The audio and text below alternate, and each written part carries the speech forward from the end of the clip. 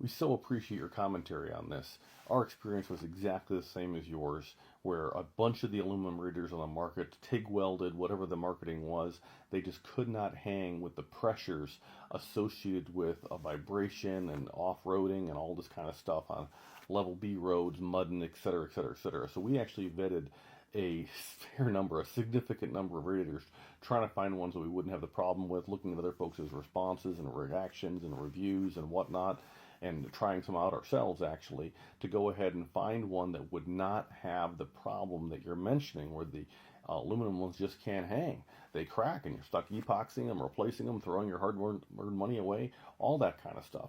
So we don't want any of that for anybody. And so as a result, we went through a process. If it's on our site, it's because we used it.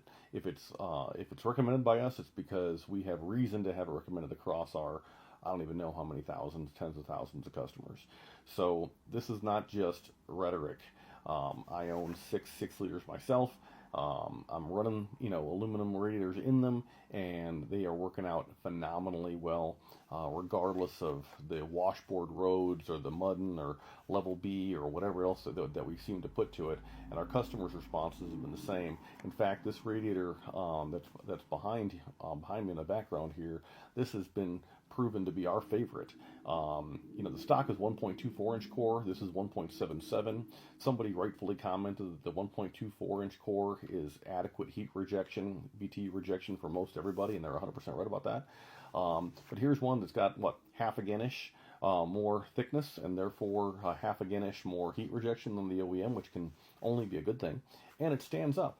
And so you take all that into consideration, you look at the cost differences, and it's about the same price as the OE one, very frankly, and off to the races you go. Now that said, if somebody wants what we would consider to be the lesser OE one, man, we are happy to provide that to you, because we rep for Ford as well.